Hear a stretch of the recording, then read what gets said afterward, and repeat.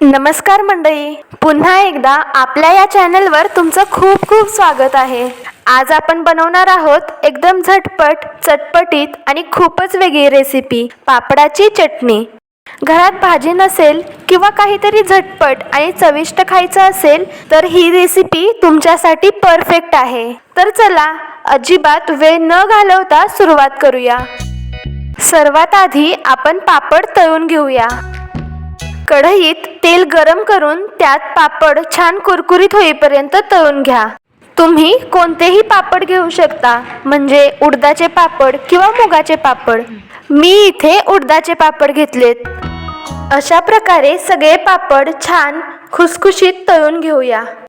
हे पापड तुम्ही भाजून सुद्धा वापरू शकता। ही पापडाची चटणी खरंच खूप छान लागते। ही तुम्ही नुसती पण खाऊ शकता किंवा जेवणात चपाती भाकरी सोबत खायला पण एकदम मस्त लागते। हे पापड तर तळून झालेत। आता आपण कढईतलं तेल थोडं कमी करूया आणि त्यातच आपण फोडणी करूया। त्यासाठी थोड्याशा तेलात मोहरी टाका। मोहरी छान तडतडली की त्याच्यात थोडे जिरे टाका। यानंतर यात घालतोय बारीक चिरलेला कांदा।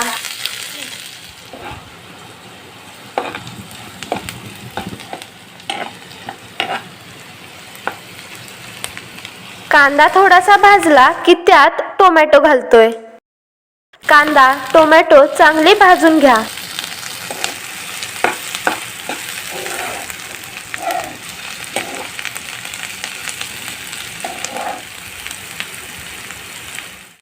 कांदा आणि टोमॅटो भाजतोय तोपर्यंत मगाशी तळलेले पापड थंड झाले असतील।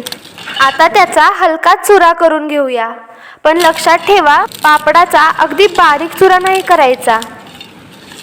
ही रेसिपी एकदा नक्की करून बघा, मला खात्री आहे तुम्ही ही रेसिपी पुन्हा पुन्हा बनवाल। या चॅनलवरच्या रेसिपी तुम्हाला कशा वाटतात ते कमेंटमध्ये नक्की सांगा आणि ही रेसिपी आवडली तर एक लाईक नक्की करा।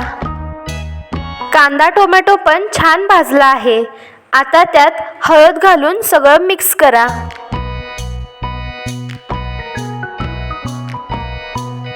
आता यात घालतोय अर्धा चमचा लाल तिखट। तुम्हाला जास्त तिखट आवडत असेल तर तुमच्या आवडीनुसार तिखट कमी जास्त करा। यानंतर यात घालतोय थोडंसं हिंग आणि सगळं एकदा मिक्स करा। आता यात थोडंसं पाणी घालूया। पाणी अगदी 5-6 चमचेच घातलं आहे आणि त्यात टोमॅटो थोडासा शिजवून घेऊया। टोमॅटो व्यवस्थित शिजला की चटणीला छान टेक्स्चर आणि चव येते। आता यात थोडीशी कोथिंबीर आणि धने जिरे पावडर घालून हे छान मिक्स करून घेऊया। आता सर्वात महत्त्वाची स्टेप, आपण मगाशी तयार केलेला पापडाचा चुरा यात घालूया। हलक्या हाताने सगळं नीट मिक्स करा। जास्त परतू नका, नाहीतर पापड मऊ होईल। 1-2 मिनिटे फक्त परतून घ्या, म्हणजे सगळे फ्लेवर्स छान मिक्स होतील। आता यात अगदी थोडंसं मीठ घालूया। पापडात आधीपासूनच मीठ असतं, त्यामुळे आता अगदी थोडंसं कांदा आणि टोमॅटो पुरतंच मीठ घालायचं आहे। तयार पापडाच्या चटणीवर थोडासा लिंबाचा रस घातला तरीही चालेल, त्याने चव अजूनच वाढते। शेवटी वरून बारीक चिरलेली कोथिंबीर घालूया आणि सगळं मिक्स करून घेऊया। आता गॅस बंद करा आणि गरमागरम पापड चटणी तयार आहे। थांबा, पापड चटणी तयार झाली असली तरी अजून एक छोटंसं पण खूप महत्त्वाचं काम बाकी आहे। आधी ही तयार झालेली पापड चटणी एका प्लेटमध्ये काढून घेऊया। आता आपण यात घालणार आहोत चाट मसाला आणि वरून थोडीशी शेव। चाट मसाला घातल्यामुळे चटणीला एकदम छान चटपटीत टेस्ट येते आणि शेव घातल्यावर येतो तो एक्स्ट्रा क्रंच, जो खायला अजून मजा आणतो। तर हलक्या हाताने थोडासा चाट मसाला स्प्रिंकल करा आणि वरून थोडीशी शेव टाका।